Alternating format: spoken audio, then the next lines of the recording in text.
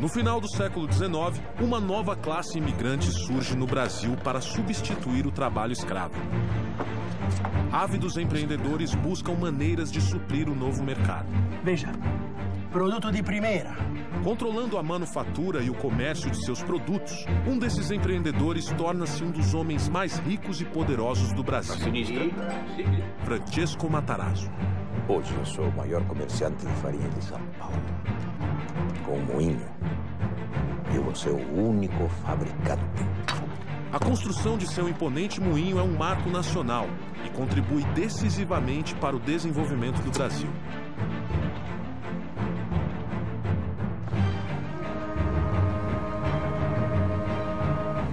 Enquanto Matarazzo dá início à indústria, um ambicioso norte-americano chega ao Rio de Janeiro com planos de mudar o país.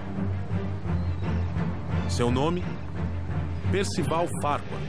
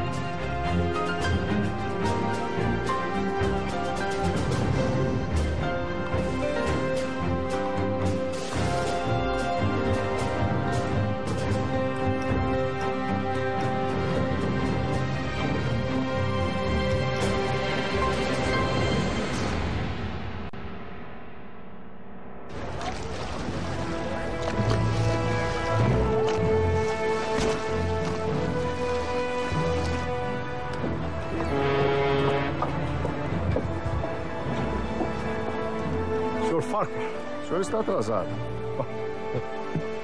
Bem-vindo ao Brasil. Como é que foi a viagem? Como todas as viagens, senhor Mackenzie.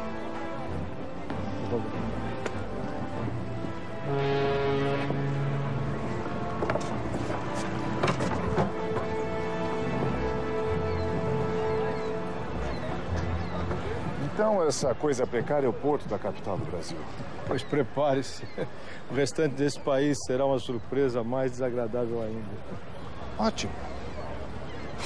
Ótimo. Onde falta estrutura, senhor Mackenzie, sobra oportunidade. O Brasil do começo do século XX ainda é um país rural. A infraestrutura é incipiente e a integração do território é precária. Até mesmo na capital da República, os serviços públicos são obsoletos. O Rio de Janeiro ainda não tem energia elétrica. É para mudar isso que Farquhar se associa à empresa canadense Light and Power. Junto a Alexander Mackenzie, ele inicia um plano de eletrificação do Rio de Janeiro. Aí que aparece o papel de um empresário novo que busca, junto à Light, chegar ao Brasil, e a Light precisava disso para expandir o seu negócio para o Rio de Janeiro. E, por outro lado, vai enfrentar um grupo que é um grupo poderoso, mas que é relativamente novo no setor elétrico. Senhor Eduardo, é um prazer recebê-lo. Por favor, fique à vontade. Guilherme, meu filho. Guilherme, senhor Guilherme. Por favor, fique à vontade. Senhores, eu pedi essa reunião para que acabássemos de uma vez por todas com esses conflitos absurdos. E como o senhor faria isso, senhor Farquhar? É simples. Eu quero colocar a família Guinea no projeto da Companhia Light. Vamos eletrificar o Rio de Janeiro juntos. Vocês seriam contratados como empreiteiros da Light. Ficariam responsáveis por construir toda a infraestrutura do projeto. Não. Perdão? A nossa resposta é não. Guilherme. O Rio de Janeiro não precisa do senhor, Mr. Farquhar.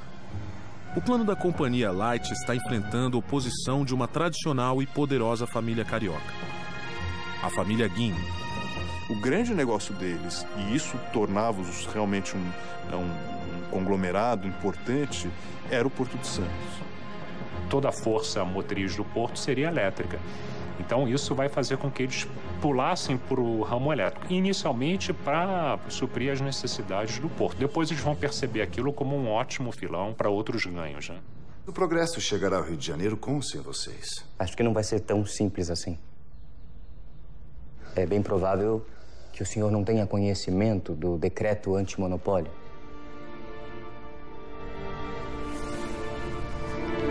As concessões de eletricidade que o senhor pretende comprar vão contra o decreto. A sua companhia será impedida de funcionar e nada sairá do papel. Entendo. Bom, senhores, obrigado pela visita. Do Brasil, cuidamos nós. O que a gente observa é que o mundo inteiro está sendo, vamos dizer assim, colonizado pela energia elétrica. Quando a Light se instala, aí nós temos uma relação de capital estrangeiro e capital nacional.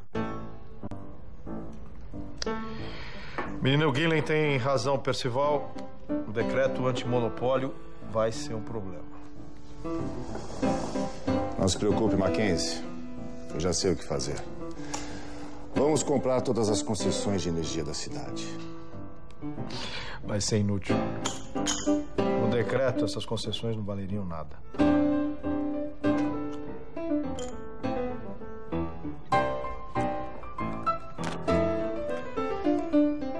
Full House.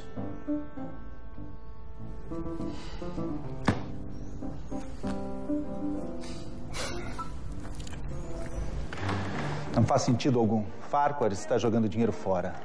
Eu sei, mas o governo brasileiro precisa ficar alerta. O senhor ministro há de convir que é preciso impor limites a esses estrangeiros. Guilherme Guiney suspeita que Farquhar está tramando alguma coisa. Ele articula com seus contatos políticos para garantir que os passos da Light and Power no Brasil sejam acompanhados de perto. Isso revela já o seu poder junto às autoridades. Obviamente, eles viveram a transição do Império para a Primeira República. Parecia que eles podiam sofrer as consequências disso, mas tudo se demonstrou que poderiam continuar trabalhando como trabalhavam com o Império, começar a trabalhar com a Primeira República. Temos ser portador de más notícias, Sr. Farquhar. A Companhia Light infringiu o decreto antimonopólio do governo brasileiro. Portanto, a partir de agora, a sua companhia está impedida de prestar serviços de fornecimento de energia elétrica para o Rio de Janeiro. É uma pena. Pensar que uma cidade tão importante como o Rio de Janeiro ficará sem energia elétrica me deixa entristecido. Afinal, eu detenho todas as concessões e não posso usá-las.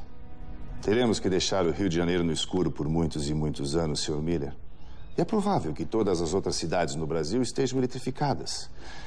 Enquanto o Rio, a capital da República, permanecerá nas trevas. Poderá até ser conhecida como a capital das trevas.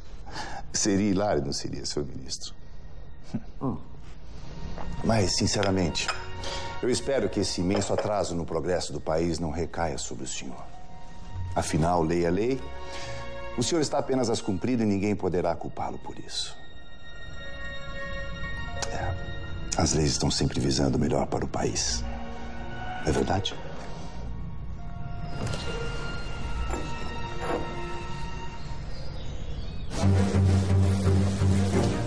Senhoras e senhores, muito obrigado pela presença de vocês aqui hoje. Hoje é um dia muito especial para o Rio de Janeiro, que finalmente sairá das trevas. O decreto antimonopólio é derrubado. A eletrificação do Rio de Janeiro começa. E tudo está nas mãos de Farquhar. Bem-vindos ao progresso.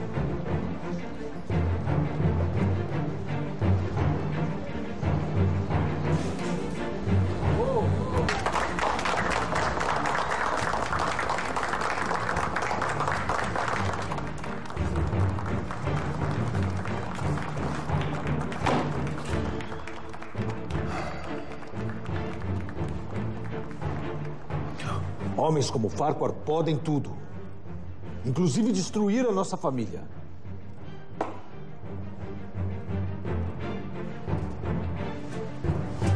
Missão cumprida, Percival. Você conseguiu. Isso é só o começo, meu caro. Tem outros planos para o Rio de Janeiro? Eu tenho planos para todo o Brasil.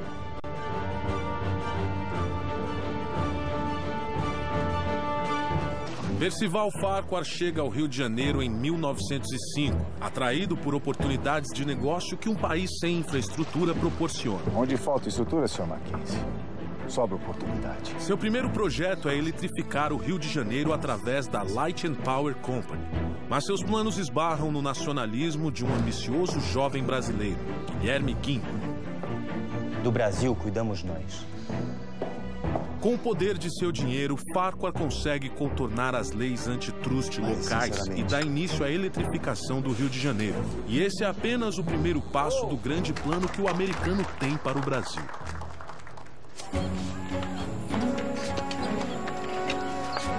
Meus planos para esse projeto terminam aqui, Mackenzie. Deixa o Rio de Janeiro comigo. A Light dá início às obras da usina de Lages, a maior da América Latina, capaz de fornecer energia para todo o Rio de Janeiro. E Farquhar volta as atenções para seu outro projeto. Frank Egan aqui e eu vamos construir uma ferrovia. Ou melhor, algumas ferrovias. O plano de Farquhar é gigantesco.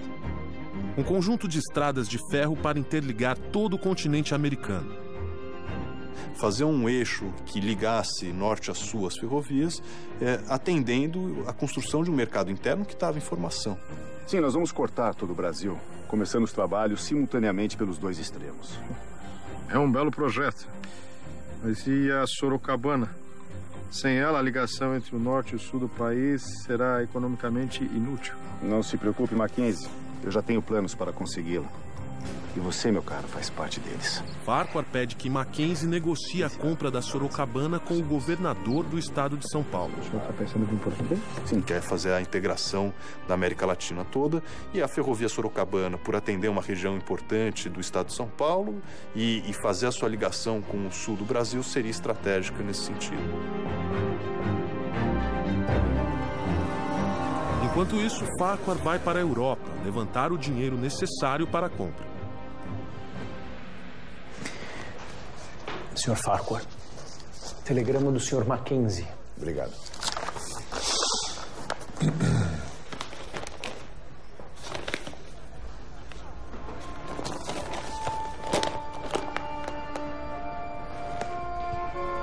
Algum problema, senhor?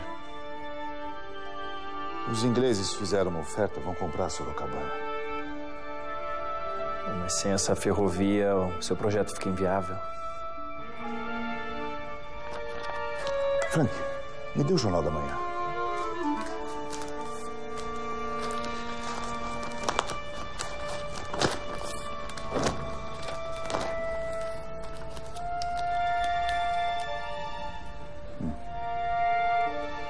O emissário está vindo para Londres de navio para fazer a proposta. Estará chegando em 2 semanas.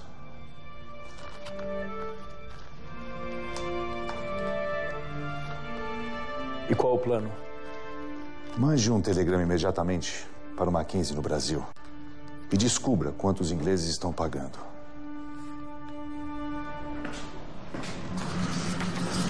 Conseguiu? Mackenzie utiliza seus contatos para descobrir o valor da negociação da Sorocabana.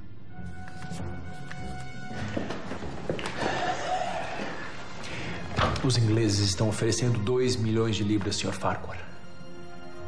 Vamos cobrir a oferta. Mas é muito dinheiro. E o senhor tem apenas 2 semanas para consegui-lo. É impossível. Não é possível, não para mim, Frank. Se eu não conseguir a Sorocabana, eu não tenho nada. Tem muita gente que tem muito medo de errar e não faz nada. Eu sou da teoria seguinte, eu prefiro dar 10 tiros e errar 3. O Wall Street já está em pleno funcionamento. Nós já temos um sistema industrial, financeiro, comercial muito complexo. Farquhar consegue quase todo o dinheiro. Mas ainda falta uma parte. E só lhe resta uma opção. O Banco da Escócia.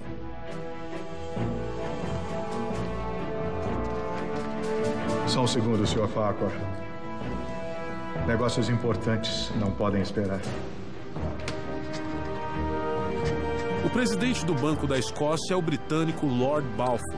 Mas, para azar de Farquhar, Balfour também é presidente da São Paulo Railway. a empresa inglesa que está prestes a comprar a Sorocabana. Muito bem. Pelo que entendi, o senhor quer que eu lhe empreste dinheiro para comprar a Sorocabana antes de mim. É isso mesmo. Exatamente. O senhor está falando sério? Com certeza, Lord Balfour. Eu jamais brincaria com um homem tão respeitável como o senhor. Eu estou apresentando um plano de negócios sólido e muito lucrativo para o Banco da Escócia. E o senhor, como presidente, não pode deixar que os seus outros negócios, como a São Paulo Railway, influenciem na sua decisão. O presidente do banco deve zelar pelos interesses do banco. Caso contrário, não deve continuar como presidente. Estou certo? Tem que saber ter coragem, tem que ter ousadia, tem que saber correr risco, porque a gente que é empresário corre muito risco e poucas pessoas têm estômago para correr esse risco. Farquhar consegue o empréstimo de Balfour e compra a Sorocabana antes do inglês. Com isso, finalmente começa seu projeto de integração das Américas. Farquhar funda uma empresa única para cuidar de todas as suas ferrovias. Estamos falando da Brazil Railway Company, que dará impulso à construção da Madeira Mamoré entre 1907 e 1912, e o foco era a exportação da borracha para os mercados, tanto para o mercado norte-americano, mas principalmente para a Europa. Mas a engenharia americana não está preparada para lidar com todos os problemas tropicais. São 23 quilômetros até lá. Quanto tempo levará para concluir esse trecho? Pelo estudo que a gente fez, eu creio que... O senhor está bem? Sim, eu tô... É só...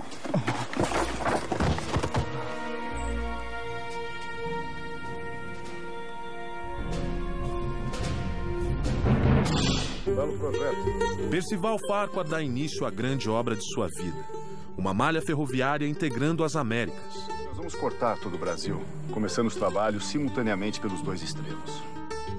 Mas a impossibilidade de conseguir a concessão da ferrovia Sorocabana quase coloca tudo a perder. Com sua habilidade de levantar capitais, Farquhar consegue comprar a Sorocabana e inicia as obras da sua grande ferrovia. Mas depois de superar os obstáculos políticos e financeiros, ele se depara com um inesperado desafio tropical.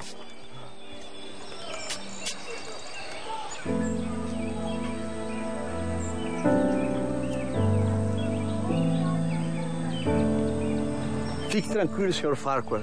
Em 30 dias a epidemia estará controlada. Sr. Lovelace, em um mês eu já terei cancelado a minha obra. Uma epidemia de febre amarela atinge as obras da ferrovia Madeira Mamoré. Nós estamos falando de uma floresta, né, tropical, úmida, de condições difíceis do ponto de vista da permanência. Centenas de trabalhadores são contaminados, provocando grandes atrasos. O que acha? Sr. Farquhar, estamos enfrentando problemas. Problemas com a malária. Malária aqui também? Não aqui, senhor. No Rio de Janeiro. Sim, Frank. Mas o que eu tenho a ver com isso?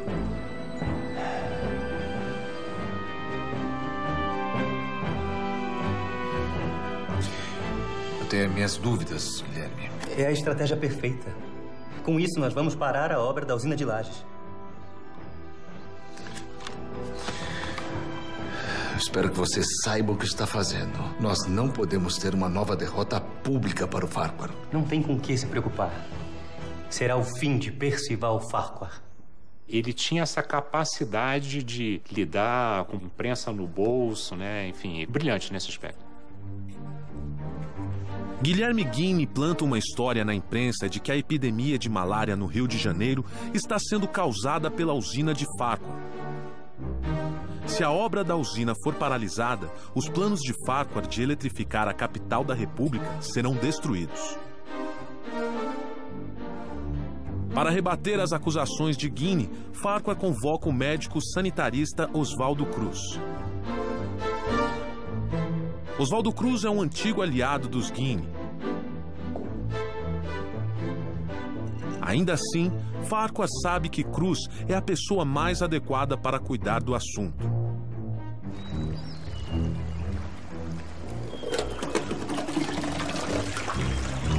As obras são paralisadas até que o veredito seja dado pelo sanitarista.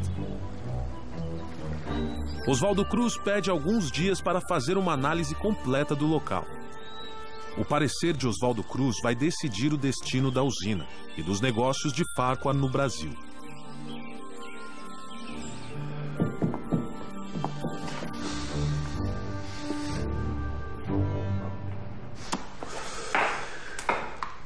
O que ele disse? A usina foi absolvida. Somos inocentes. Ótimo. Obrigado por essa notícia hoje. Um prazer, Sr. Farquhar. É inacreditável. Eu não consigo entender por que Oswaldo Cruz nos trairia dessa forma. Ele não traiu ninguém. Oswaldo Cruz fez o que tinha que fazer. Chega de jogar o nome da nossa família na lama. Você vai para Salvador, Guilherme. E vai ficar por lá. Então, Guilherme ganha o direito de representar os negócios da família Guinea em Salvador. Ou seja, prêmio pra lá de consolação.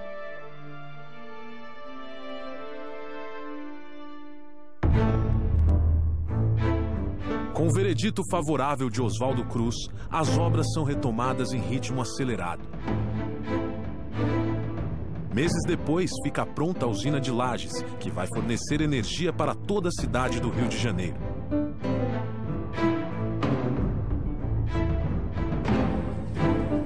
E Farquhar, triunfante, volta suas atenções para a Brazil Railway.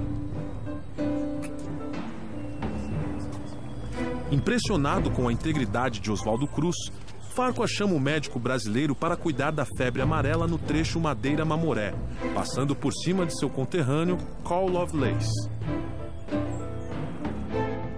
Oswaldo Cruz produz um relatório indicando medidas que amenizam o problema da febre amarela. As obras são retomadas. É o início da era de ouro de Farquhar. Ele foi um grande capitalista, né? De ferrovias, de portos, de transportes urbanos e tantos outros empreendimentos que ele tinha simultaneamente em várias capitais brasileiras, né? Seu império está crescendo. E nada parece capaz de parar Farquhar.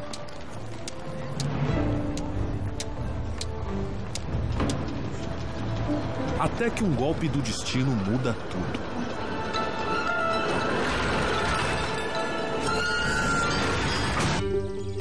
Farquhar começa a construir sua malha ferroviária, mas um surto de febre amarela atrasa as obras. Para piorar, sua usina de Lages sofre ataques na imprensa, orquestrados por Guilherme Guinea. Será o fim de Percival Farquhar. Farquhar resolve seu problema com a ajuda inesperada de um antigo aliado da família Guinea. O empreendedor americano está prestes a criar um império financeiro no Brasil, até que um acidente em Salvador ameaça acabar com seus planos. O bonde!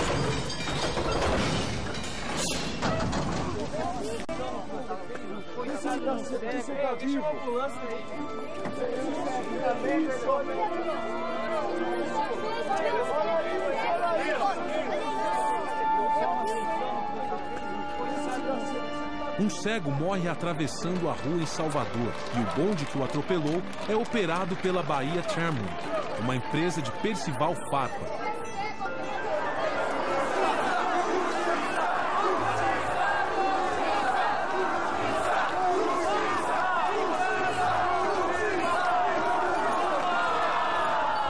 A morte acidental causa revolta em toda a cidade e a população protesta nas ruas contra a Bahia Tramway, o americano que está por trás dela. Que exagero. Foi um simples acidente isso. Trágico, sim, claro, mas nada além disso. Farquhar se reúne com o ministro das Relações Exteriores, o Barão do Rio Branco, em busca de uma solução para o caso. O governo precisa enviar as tropas imediatamente. As coisas estão saindo do controle. E eu exijo que meu patrimônio seja protegido. Eu sinto informar que o governo não vai interferir na questão, Sr. Farquhar. Então quem vai?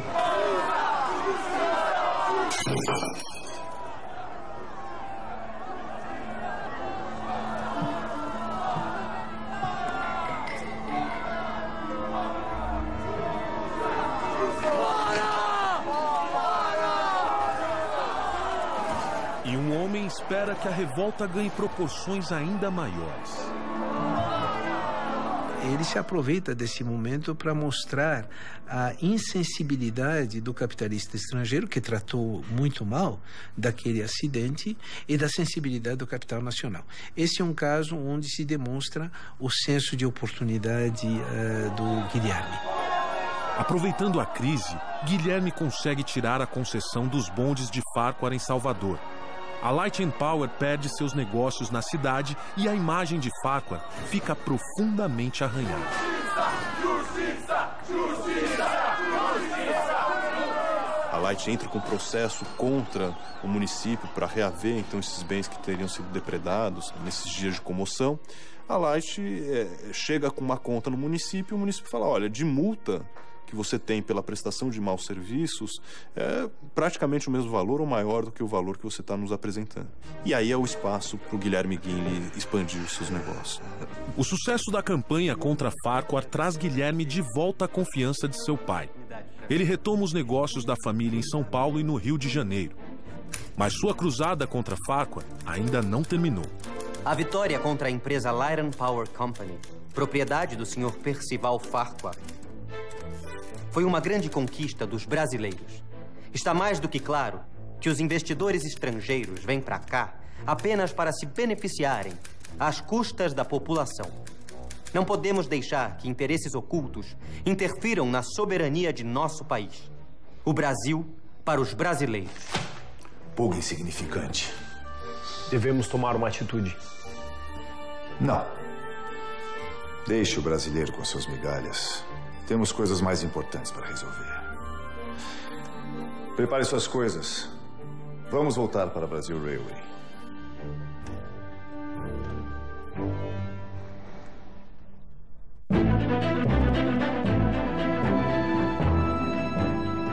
Senhoras e senhores, eu queria agradecer a presença de vocês aqui hoje. Farquhar consegue inaugurar o trecho Madeira-Mamoré em 1912. O foco era a borracha, quer dizer, o látex.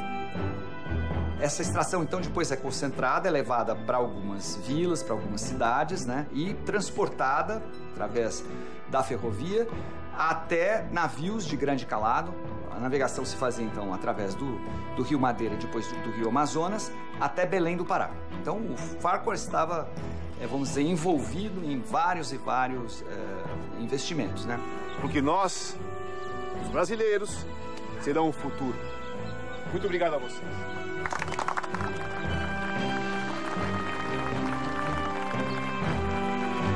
O sonho de uma malha ferroviária pan-americana finalmente está se tornando realidade.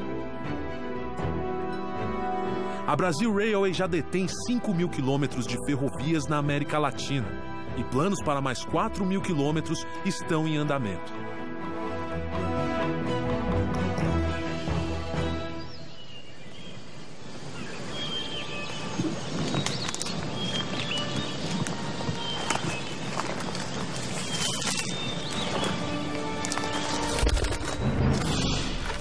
Pelotão, alto. Cabo. Quanto falta até aí, Dani? 5 quilômetros, senhor. Ótimo. Aqueles rebeldes não vão nem ver o que os atingiu.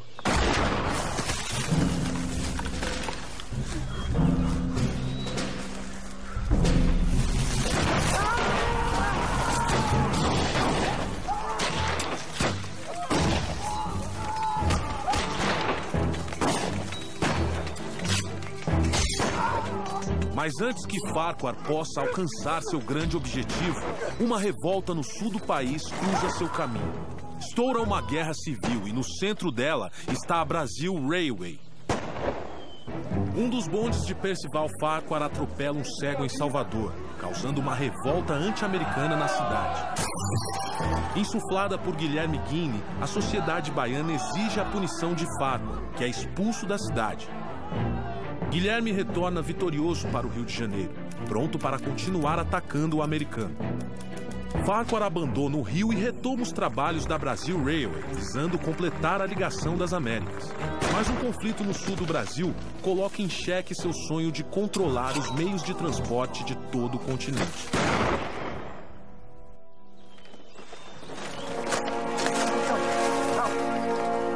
Cabo, quanto falta até aí, Dani?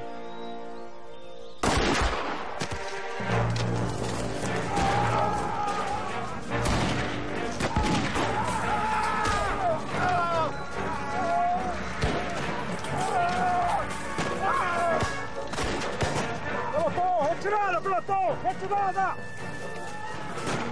Vamos!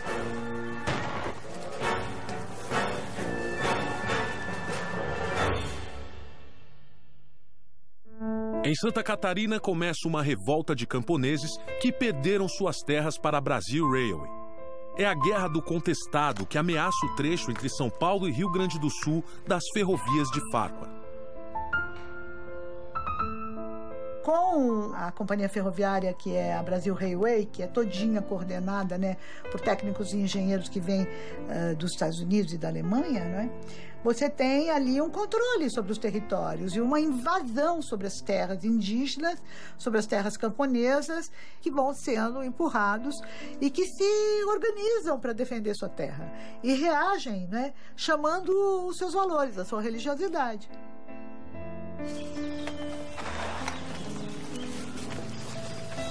Sem ter noção do real tamanho do movimento, as tentativas iniciais do governo para conter os rebeldes são violentamente derrotadas.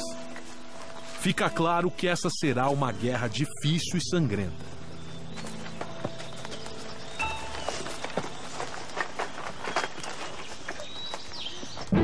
Farquhar apela para um velho conhecido, o novo ministro das Relações Exteriores, Lauro Miller.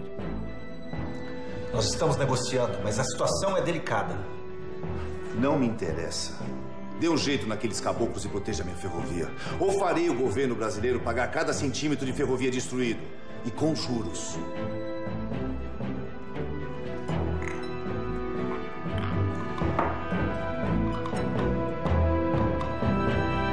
Lauro Miller ajuda Farquhar enviando tropas federais para reprimir a revolta. Nós temos o exército brasileiro deslocado para bater mesmo fortemente nessa população que impedia a modernização. Mas nem mesmo as tropas mais experientes conseguem vencer os rebeldes.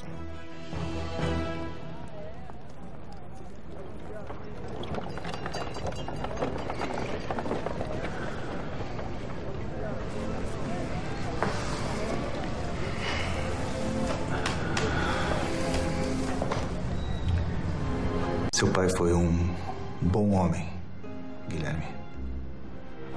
Eduardo Palacin Guinle morre em 1912, deixando a chefia da família para Guilherme.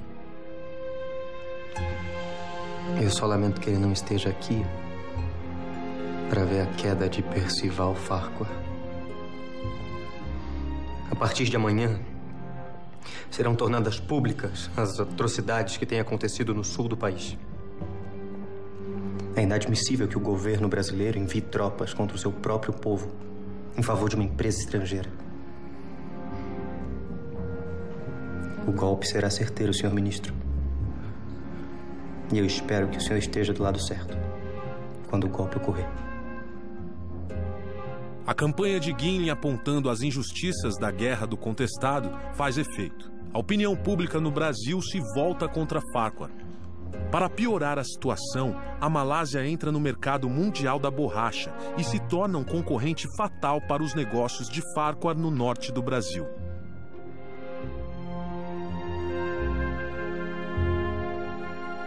A partir desse momento, o Farquhar vai ter, acho que, talvez um primeiro grande baque, né, nos seus negócios. Esse país foi um erro. Todos os meus negócios estão ruindo. Nem todo, Sr. Farquhar. A Brasil Railway continua operando no azul. Você verificou os relatórios mais uma vez, Iga? Tem certeza dos números? Certeza absoluta. Aquela ferrovia está em meio a uma guerra. Eu não consigo entender como ela pode estar dando lucros. É uma empresa sólida.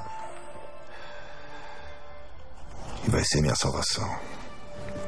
Percival, é melhor você pensar bem no seu próximo passo.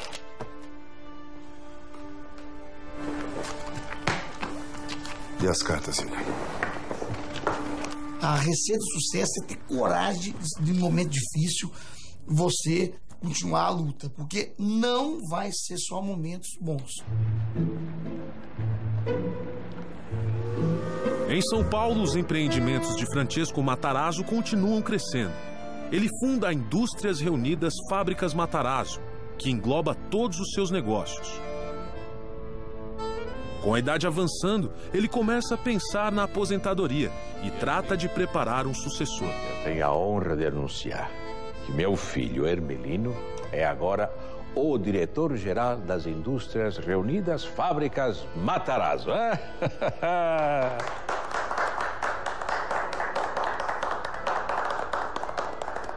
Agora, o chefe da família é você.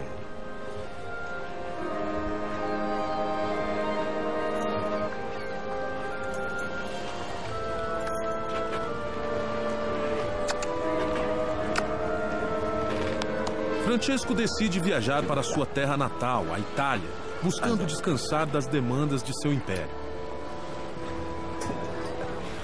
E a partir daí ele teve que lidar com essa estrutura familiar empresarial à distância. Isso fez com que, ao mesmo tempo, ele continuava lidando com os negócios, mas ele teve que se afastar. Certamente isso afetou a estrutura patriarcal com forte presença da matriarca durante esse período. A Brasil Railway vai conquistar as Américas ainda esse ano. Viva Brasil Railway! Viva! Viva! Farquhar vende diversos investimentos para comprar ações da Brasil Railway. Senhor Iga. Obrigado.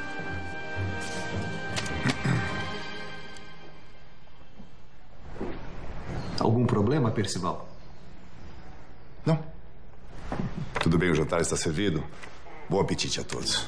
Obrigado. Egan havia mentido nos relatórios financeiros. A Brasil Railway está quebrada. Farquhar dá sua última cartada e tenta empréstimos na Europa para salvar seu império. O Farquhar, ele tinha uma capacidade de convencimento dos investidores estrangeiros, então nos mercados em Paris, em Londres, em Nova York. O Brasil sempre teve um grande problema na área de investimento, né? Então você tem que ser criativo, inovador para poder conseguir financiamento. Com a promessa de um empréstimo, Farquhar retorna ao Brasil.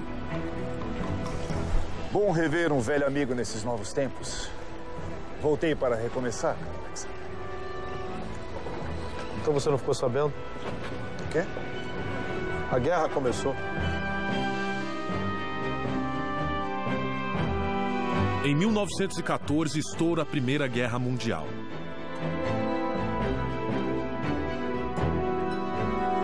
O conflito abala a economia mundial e o empréstimo de Farquhar é imediatamente cancelado. O americano que veio para o Brasil construir um império agora não tem nada. O Brasil realmente não é para amadores. Não adianta tentar na sorte, só que não vai acontecer. Tem que entender profundamente daquilo que você faz para tentar minimizar os erros e que os acertos sejam maiores que os erros. Guilherme fica satisfeito de ver Farquhar fracassar no Brasil. Mas ele não tem tempo de comemorar. Devido à guerra, o Porto de Santos perde muito movimento. O principal investimento da família Guinle entra em crise.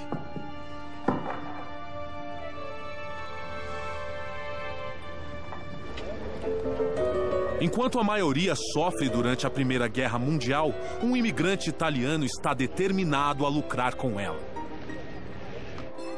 Giuseppe Martinelli chegou ao Brasil pobre, mas cheio de ambição. Em alguns anos, fez fortuna no país, importando principalmente bebidas.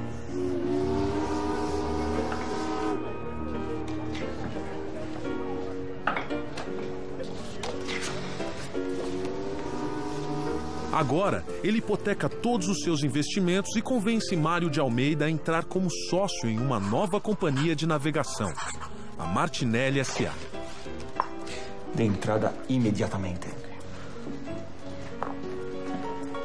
Tem certeza que é uma boa ideia, Martinelli? Temo que aproveitar a guerra, Almeida. Não fugir dela.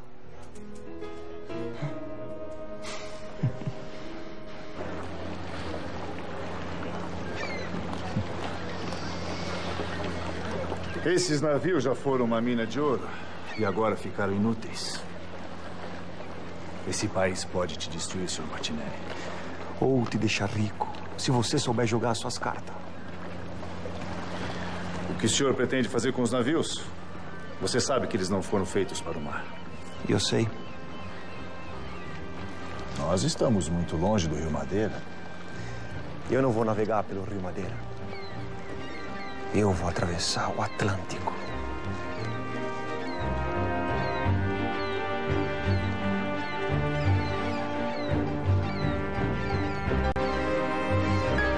Martinelli reforma os navios fluviais, preparando-os para atravessar o Atlântico em meio à guerra. O risco é imenso, mas Martinelli é homem de altas apostas. Ele não permitirá que uma guerra mundial fique em seu caminho.